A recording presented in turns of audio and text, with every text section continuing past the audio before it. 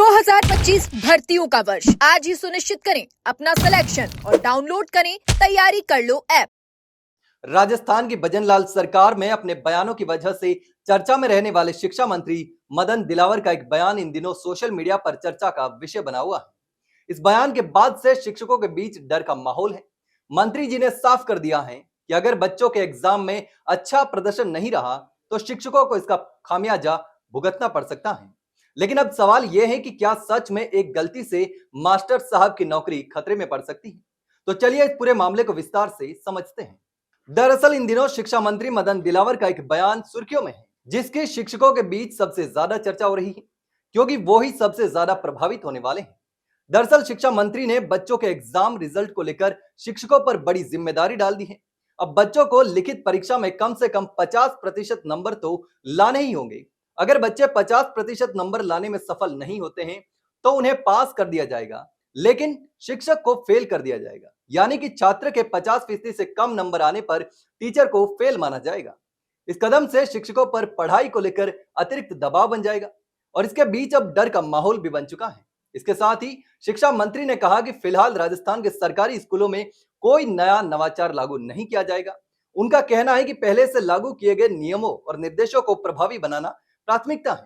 उनका कहना है कि जब तक इन सुधारों का स्पष्ट परिणाम नहीं दिखेगा तब तक नए प्रयोग नहीं किए जाएंगे। उनका मानना है कि शिक्षा व्यवस्था को सुधारने के लिए पहले से लागू किए गए आदेशों को पूरी तरह से लागू करना बेहद ही जरूरी है।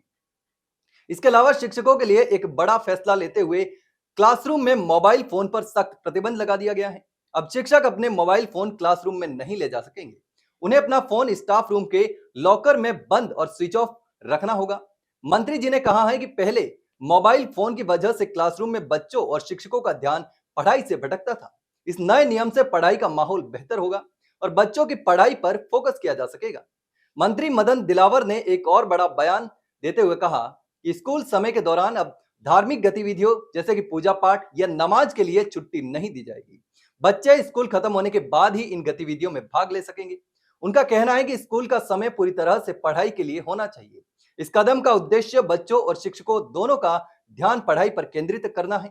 शिक्षा मंत्री के इन कड़े नियमों के बाद से ही शिक्षकों के बीच डर का माहौल है। कई शिक्षक इस बात को लेकर चिंतित हैं कि बच्चों के खराब प्रदर्शन के लिए सिर्फ उन्हें जिम्मेदार ठहराना सही नहीं है। वहीं कुछ लोग इसे शिक्षा में सुधार के लिए एक नई और सकारात्मक पहल मान रहे हैं। हालांकि अब देखना होगा कि शिक्षा मंत्री के इस फैसले का असर कितना होता है और कैसे यह फैसला शिक्षा में बदलाव की व्यवस्था को प्रभावित करता है। लेकिन क्या यह सुधार शिक्षा को बेहतर बनाएंगे या सिर्फ शिक्षकों के लिए मुश्किलें बढ़ाएंगे? आपकी क्या राय है कमेंट करके जरूर बताना। वहीं अगर जानकारी अच्छी लगी हो तो वीडियो को लाइक और शेयर करें और हाँ, चैनल को सब्सक्राइब करना ना भूलें। एजुकेशन नगरी में फिलहाल के लिए इतना ही। जल्द मिलते हैं एक नई जानकारी के साथ। तब तक के लिए नमस्कार। 2025 भर्तियों का वर्ष आज ही सुनिश्चित करें अपना सिलेक्शन और डाउनलोड करें तैयारी कर लो ऐप।